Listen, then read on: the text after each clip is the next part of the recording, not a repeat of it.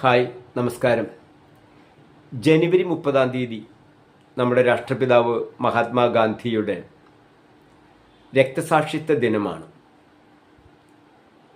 2008 മുതൽ ഈ ജനുവരി 30-കളിൽ ഞാൻ കേരളത്തെ ലഹരി വിമുക്തമാക്കണം എന്ന ആവശ്യം ഉന്നയിച്ചുകൊണ്ട് 6 മണിക്കൂർ സമയം ഓരോ വർഷം വർദ്ധിപ്പിച്ച് ഉപവസിച്ചു വരുന്നതാണ്.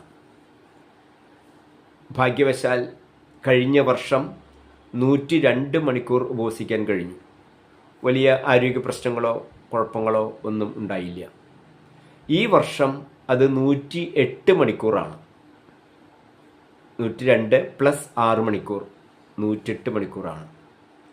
108 മണിക്കൂറിൻ്റെ ഉപവാസം നടത്തുമ്പോൾ അതിൻ്റെ ഉദ്ഘാടന സമയവും സമാപന സമയവും പകൽ സമയത്താക്കാൻ കഴിയുന്നില്ല. അപ്പോൾ രാവിലെ 8 മണിക്ക് എൻ്റെ ഉപവാസം ആരംഭിച്ചാൽ അത് ജനുവരി 30-ാം തീയതി കാലത്ത് 8 മണി. അത് അവസാനിക്കുമ്പോൾ ഫെബ്രുവരി 3-ാം തീയതി ചൊവ്വാഴ്ച ആരംഭിക്കുന്നത് വെള്ളിയാഴ്ച, അവസാനിക്കുന്നത് ചൊവ്വാഴ്ച രാത്രി 8 മണിക്കാണ്. അപ്പോൾ 8 മണിക്ക് ഞാൻ രാവിലെ ഉപവാസം ആരംഭിക്കുമ്പോൾ അവിടെ ഒരു ഉദ്ഘാടന പരിപാടികളോ മറ്റോ വയ്ക്കാൻ പറ്റിയൊരു സമയമല്ല. ആളുകളൊന്നും എത്തിച്ചേരാൻ അത്ര എളുപ്പമല്ലല്ലോ. എനിക്ക് ഉപവാസം ആരംഭിക്കാമല്ലോ. അപ്പോൾ 8 മണിക്ക് ഞാൻ ഉപവാസം ആരംഭിച്ച പന്തലിലുണ്ടാവും. 10 മണിക്ക് ഉദ്ഘാടന പരിപാടികൾ സംഘടിപ്പിക്കാം, നടത്താം എന്നാണ് വിചാരിക്കുന്നത്. പിന്നെ അത് കഴിഞ്ഞ് സമാപന ദിവസം ഒരു 5 മണിക്ക് സമാപന പരിപാടികൾ ആരംഭിക്കുക.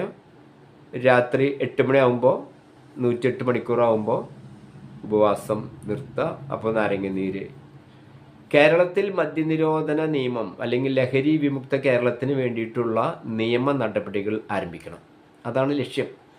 ആ ലക്ഷ്യത്തിൽ എത്തിച്ചേരാൻ വേണ്ടി ഞങ്ങൾ മദ്യവിമോചന മഹാസഖ്യം കാത്തിരിക്കുന്നത് UDFനാണ്. ഇടതുപക്ഷ ജനാധിപത്യ മുന്നണിയുടെ സർക്കാരാണല്ലോ കഴിഞ്ഞ 10 വർഷം കേരളം ഭരിച്ചത്. അവർ 10 വർഷം മുമ്പ് ജനങ്ങളോട് പറഞ്ഞത് ഉമ്മൻചാണ്ടിയുടെ മദ്യനിരോധനം തട്ടിപ്പാണ്.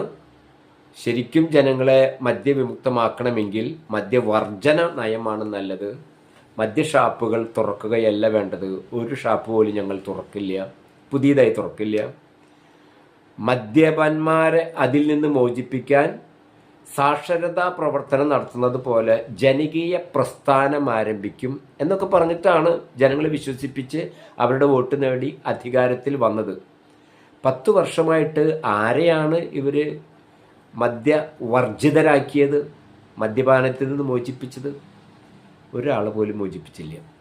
മാത്രമല്ല, കൂടുതൽ ആളുകളെ കുടിപ്പിക്കാൻ വേണ്ട സംവിധാനങ്ങൾ ഒരുക്കി. കുട്ടികളെയും സ്ത്രീകളെയും പോലും മദ്യപാനികളാക്കാൻ വേണ്ട കർമ്മ പദ്ധതികൾ ആവിഷ്കരിച്ചു. ആളുകളെ ഇതിലേക്ക് ആകർഷിക്കുന്നതിന് വേണ്ടി മദ്യത്തിൻ്റെ പേര് പോലും ജനങ്ങളോട് ആവശ്യപ്പെടുന്നു, മത്സരം വയ്ക്കുന്നു. ആളുകളുടെ ഇടയിൽ മദ്യപാനത്തെ അത്രയേറെ പ്രോത്സാഹിപ്പിക്കുന്നു. വെറും 29 ബാറുകൾ മാത്രമാണ് ഉമ്മൻചാണ്ടി ഭരണം ഒഴിയുമ്പോൾ കേരളത്തിലുണ്ടായിരുന്നത്. ഇപ്പോൾ അത് 934 മറ്റോ ആയി. അതിൻ്റെ കണക്കുകൾ വരുന്നില്ല. കഴിഞ്ഞ ഒരു ബൈ ഇലക്ഷൻ്റെ സമയത്ത് കിട്ടിയ കണക്കാണ് 934. ഇപ്പോൾ അത് 1000 ആയിട്ടുണ്ടാവുമെന്ന് വിചാരിക്കുക. ഇതാണ് ഇടതുപക്ഷ ജനാധിപത്യ മുന്നണി ചെയ്യുന്നത്. അതേസമയം UDFൻ്റെ ഭരണകാലത്തൊക്കെ മദ്യനിരോധനത്തിന് അല്ലെങ്കിൽ ലഹരി വിമുക്ത കേരളത്തിന് ഉപയുക്തമാകുന്ന വിധത്തിലുള്ള പല പദ്ധതികളും അവർ ആവിഷ്കരിച്ച് നടപ്പാക്കിയിട്ടുണ്ട്. ഉമ്മൻചാണ്ടി തന്നെ മദ്യനിരോധനത്തിന് തുടക്കം കുറിച്ചതാണല്ലോ. ഓരോ വർഷം 10% മദ്യശാലകൾ അടച്ചുകൊണ്ട് 10 വർഷം കഴിയുമ്പോൾ കേരളത്തിലെ മുഴുവൻ മദ്യശാലകളും അടയാവുന്ന വിധത്തിലുള്ള ഒരു സ്കീം, ഒരു പദ്ധതിയാണ് ഉമ്മൻചാണ്ടി ആവിഷ്കരിച്ചത്. അതിനിടയ്ക്കാണ് ഇടതുപക്ഷ ജനാധിപത്യ മുന്നണി അധികാരത്തിൽ വന്നത്. അപ്പോൾ UDF വീണ്ടും വന്നാൽ മാത്രമേ ലഹരി വിമുക്ത കേരളത്തിന് വേണ്ടി എന്തെങ്കിലും ചെയ്യുള്ളൂ എന്ന വിശ്വാസമാണ് മദ്യവിമോചന മഹാസഖ്യത്തിനുള്ളത്. ആ നിലയ്ക്ക് നോക്കിയാൽ എൻ്റെ ഈ ഉപവാസം, ഈ ജനുവരി 30-ാം തീയതി നടത്താൻ പോകുന്ന ഉപവാസം ഞാൻ പ്രഖ്യാപിച്ച ലക്ഷ്യത്തിലേക്കുള്ള അവസാനത്തെ ഉപവാസമായിരിക്കും എന്ന് ഞാൻ വിശ്വസിക്കുകയാണ്. UDF അധികാരത്തിൽ വന്നാൽ ആദ്യ വർഷം തന്നെ മദ്യനിരോധനത്തിന് വേണ്ടി അല്ലെങ്കിൽ ലഹരി വിമുക്ത കേരളത്തിന് വേണ്ടി കൃത്യമായ ഒരു പദ്ധതി ആവിഷ്കരിക്കും എന്ന് വിശ്വസിക്കുകയാണ്.